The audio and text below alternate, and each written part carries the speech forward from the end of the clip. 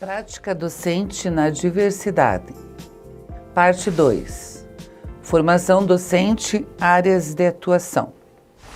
Quando nós falamos em educação, qual é a ideia que vem na nossa cabeça? Escola, professor e aluno. Muito bem, a ideia é correta, é essa mesmo. Porém, nós temos que ir além dessa concepção. Nós temos que pensar o seguinte: nós somos educados o tempo todo, sempre. Nós sempre estamos aprendendo. A educação tem focos positivos, esse é o ideal, mas também focos negativos. Nós aprendemos com o erro, nós aprendemos com as dificuldades e nós aprendemos de forma errada. Não só certo e positivo. A ideia é que a educação é uma coisa boa e positiva, mas ela também tem o seu outro lado da moeda, ela também tem o seu outro viés que tem que ser percebido.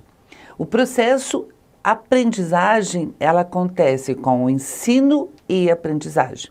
Não há ensino se não houver aprendizagem. Opa, peraí, explique melhor isso, professora. Então vejam, algumas vezes nós escutamos professores falando assim: eu ensinei, mas os meus alunos não aprenderam. Se você ensina e seus alunos não aprendem, você não ensinou. Mas eles não aprenderam porque eles não quiseram. Não, peraí. Não é essa a questão, não é essa a discussão. A discussão é assim: o processo é um processo, tá? Não é uma transmissão.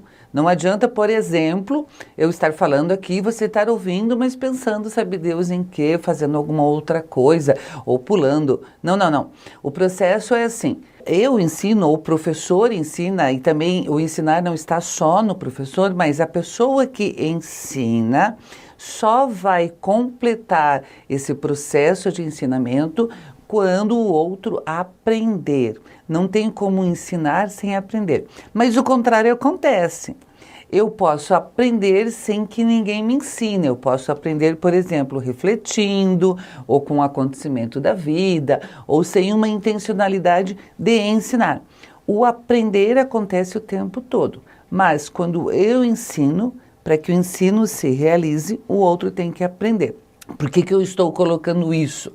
Porque muitas vezes, isso é bastante comum a gente ver na escola, principalmente escolas que se dizem inclusas, receberem alunos com deficiência, qualquer tipo de deficiência, colocá-lo na sala e deixar. Qual foi a modificação que esse aluno teve depois que assistiu a aula daquele determinado professor na escola, enfim?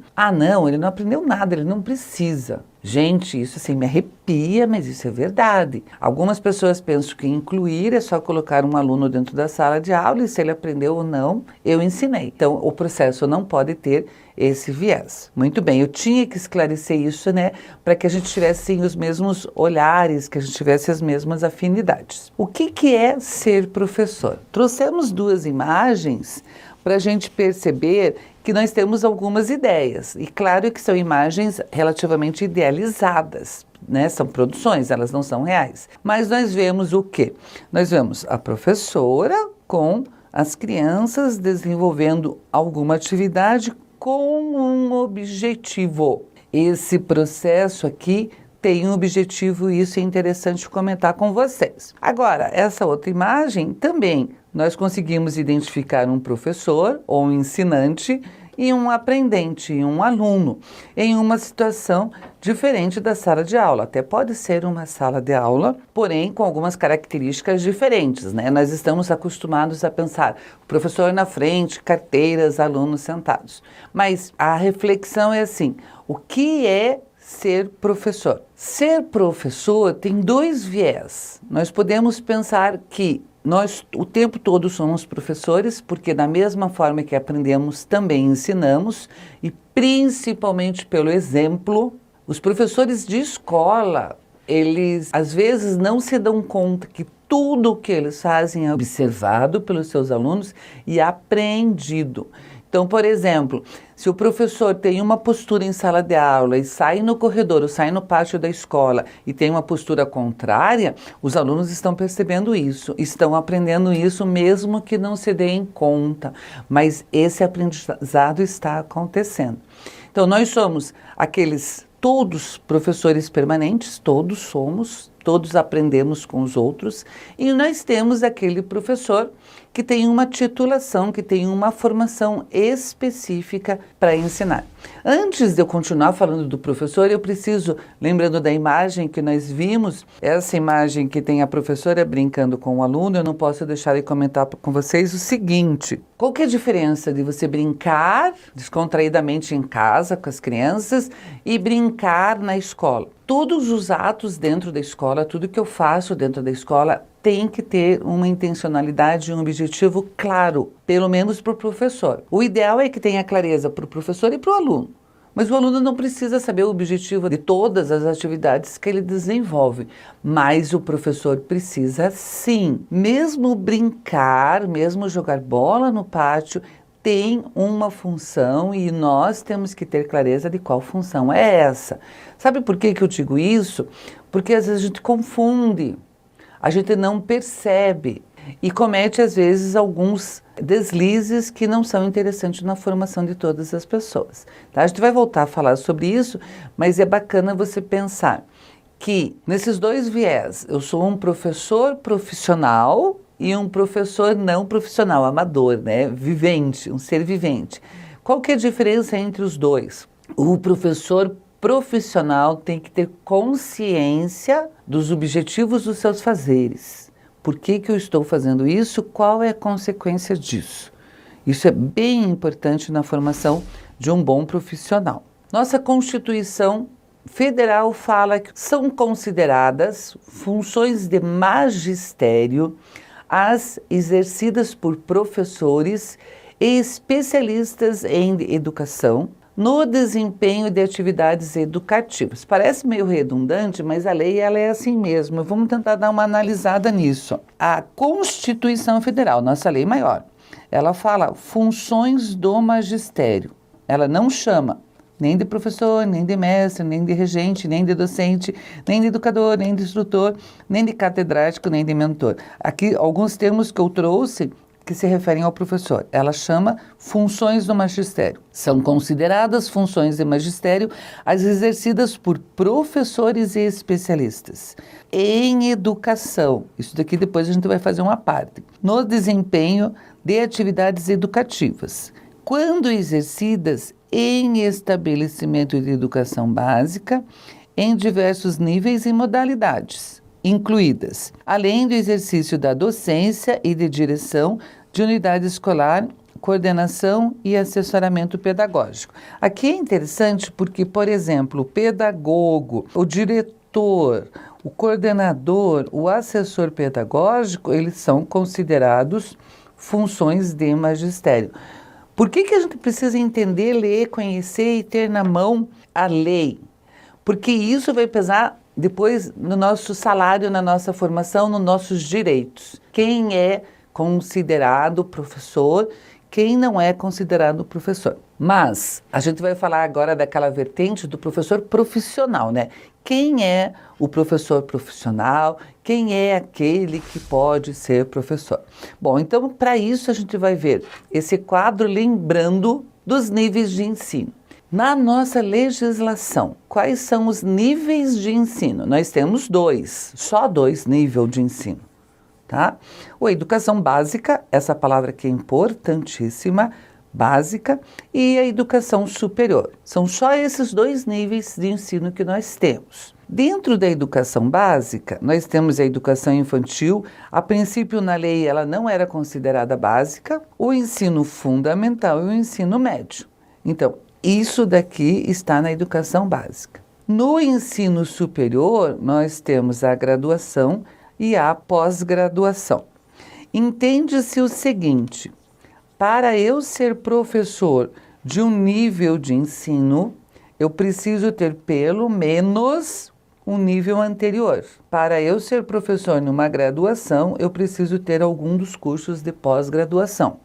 Para eu ser professor do ensino médio, eu preciso ter no mínimo o curso de graduação e assim consecutivamente.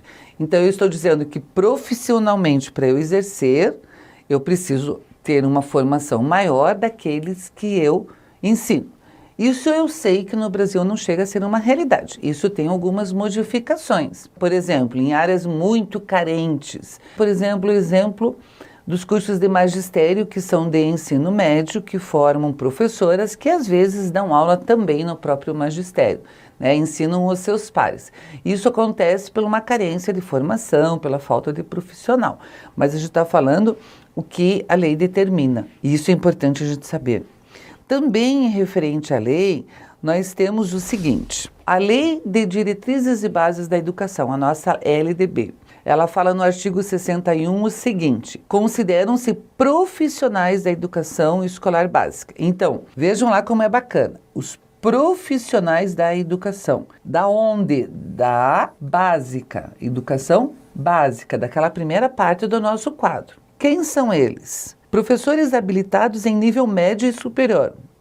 Em nível médio seria o caso do magistério, um bom exemplo. Alguns técnicos, enfim. Então, para eu trabalhar na educação básica, eu teria que ter um nível médio, que seria a última escala da educação básica, ou superior. Para docência em educação infantil e nos ensinos fundamental e médio. Trabalhadores em educação, portadores de diploma de pedagogia, são considerados, então, profissionais da educação, bem como com títulos de mestrado e doutorado nas mesmas áreas. Quer dizer que os pedagogos, quem tem o diploma de pedagogia, é considerado professor de educação, assim como quem tem mestrado e doutorado nas mesmas áreas. Tá? A gente sabe que não é isso que acontece, mas é bacana a gente perceber. Também são trabalhadores em educação, portadores de diploma de curso técnico ou superior em áreas de pedagogia ou afim. A formação pedagógica, ela é necessária segundo a nossa legislação. O que a lei fala e o que acontece não é bem igual, né? Não é bem igual. Nós temos no Brasil uma das melhores redes de legislação que existe. A gente cobre quase todos os setores. As nossas leis são muito boas. O problema é que às vezes elas não são seguidas ou não são cobradas.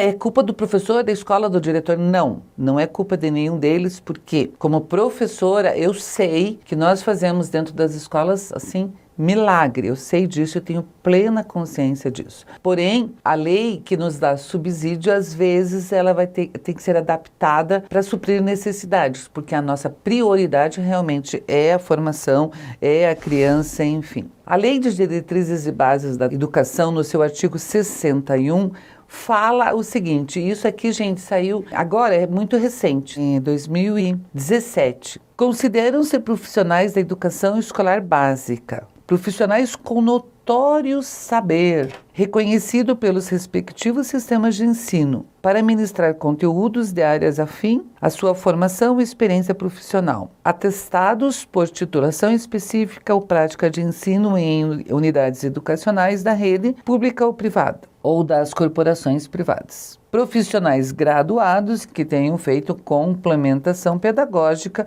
conforme dispositivo. Eu trouxe isso daqui para vocês porque essa parte aqui não nos causa muito espanto. Então, por exemplo, a pessoa tem uma formação no curso de engenharia e adora dar aula de matemática. Ela sabe, ela tem o conteúdo. Então, ela vai lá e faz uma complementação pedagógica, porque o curso de engenharia, por exemplo, ele é bacharelado, ele não é licenciatura, ele não ensina as pessoas a ensinar. Daí ele faz uma complementação bacana. O que nos deixa um pouquinho preocupados, e a grande novidade da mudança da lei, são os profissionais de notório saber. Meu irmão, por exemplo, ele adora dar aula, é um excelente professor, mas ele é economista e advogado. Ele tem formação de conteúdo. Tranquilo, ele sabe as áreas do direito, ele sabe as áreas da economia. Agora, ele sabe o processo de ensinar e aprender, ele sabe essa relação importante. Isso que a gente questiona. As pessoas de notório saber, as pessoas que demonstram algum conhecimento específico em alguma área, podem estar muito bem preparadas em relação ao conteúdo. O questionamento é em relação à metodologia. Eu vou falar para vocês, né? Pessoalmente, eu conheço alguns professores que não têm formação pedagógica e trabalham muito bem. Eu conheço alguns professores que têm formação pedagógica e há várias carências. A prática docente na diversidade termina aqui. Bons estudos e até a próxima aula.